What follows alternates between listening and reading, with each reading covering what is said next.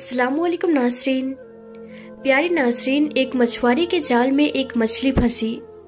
जब उस मछली का पेट चाक किया गया तो अंदर से ऐसा क्या निकला कि तमाम लोग अल्लाहु अकबर कहते हुए उसे कुदरत का बड़ा मौजज़ा करार देने लगे।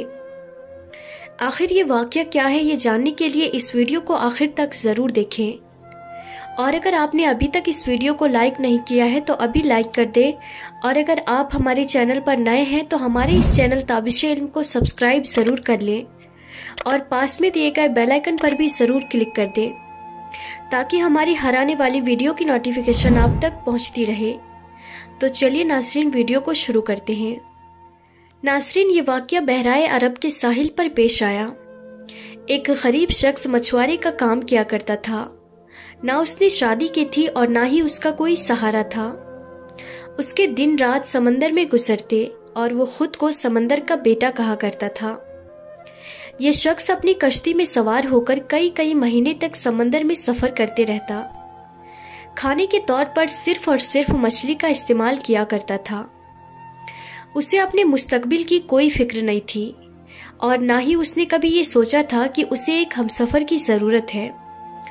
उस मछुआरे का बस एक ही काम था और वो था मछलियां पकड़ना, और उसे बाकी दुनिया से कोई सरोकार नहीं था।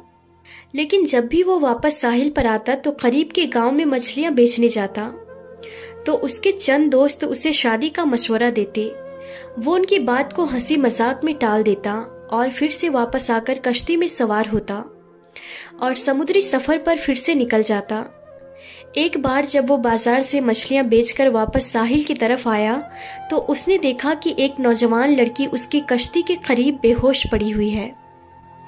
दिखने में ये लड़की बेहद हसीन थी। मछुआरे ने इससे पहले इतनी ज्यादा खूबसूरत लड़की कभी नहीं देखी थी। मछुआरे ने उस लड़की को उठाया और कश्ती पर ले गया। जब उस लड़की को होश आया तो मछुआरे ने उससे पूछा कि ए लड़की, तुम कौन हो और कहाँ से आई हो?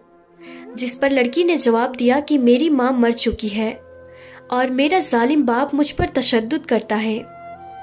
आज भी उसने मुझसे बदकारी करने की कोशिश की तो मैं घर से भाग निकली।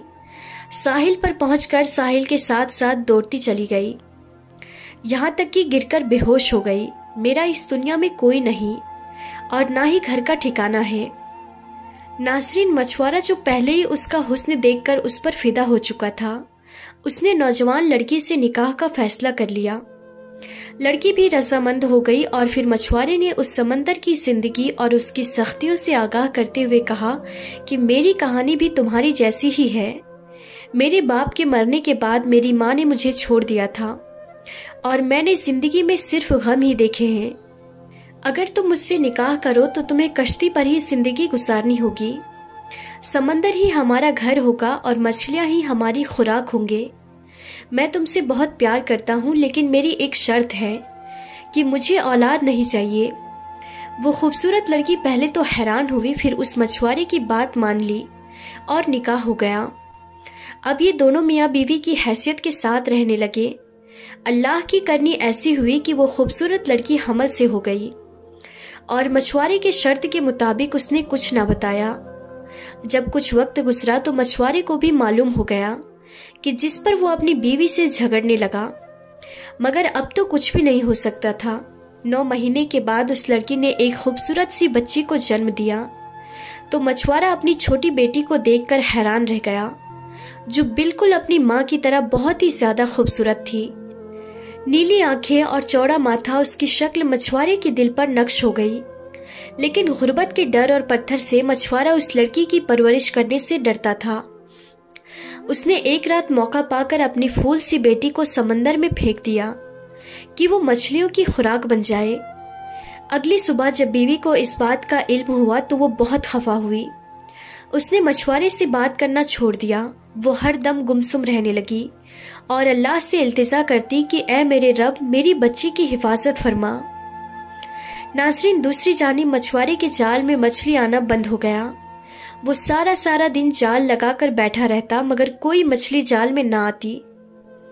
मछुआरा इस अजीब सूरत हाल से परेशान हो गया, क्योंकि वो समंदर के चप्पे चप्पे से वाकिफ था और उसकी जिंदगी मछली मारने में ही गुजर गई थी। मछलियों के बगैर 4 दिन का अरसा बीत गया फाकों की वजह से मछुआरा और उसकी बीवी की हालत खराब हो चुकी थी। मछुआरे ने तमाम हिम्मत जमा की और अल्लाह का नाम लेकर जाल समंदर में फेंका। इस बार एक बहुत बड़ी मछली जाल में फंस गई। मछुआरा बहुत खुश हुआ, मगर उसकी बीवी गुमसुम बैठी हुई थी। उसे न खाने का होश था और न पीने का। बहरहाल मछुआरे ने मछली को कश्ती में खींचा और जल्दी से उसका पेट चाक किया ताकि गोश्त बनाया जा सके। लेकिन जैसे ही मछली का पेट चाक हुआ, अंदर से वही बच्ची निकली जिसे मछुआरे ने समंदर में फेंका था। बच्ची को देखते ही मछुआरे ने उसे पहचान लिया। कुदरत का मोजज़ा देखिए कि बच्ची जिंदा थी। मछुआरे ने जब ये देखा तो सजदे में गिर गया और रोने लगा कि ऐ मेरे अल्लाह, मुझसे भूल हो गई थी। तू ही सबका पालने वाला है, तू हर जानदार को रिस्क देने वाला है। तूने मेरी बच्ची का रिस्क भी लिखकर इस दुनिया में भेजा है। इसकी परवरिश करूंगा। ऐ अल्लाह, मेरी मदद फरमा। मछली के पेट से बच्ची को निकलता देखकर उसकी बीवी भी बहुत खुश हो गई और उसने भी सजदे शुक्र अदा किया। सुभान अल्लाह।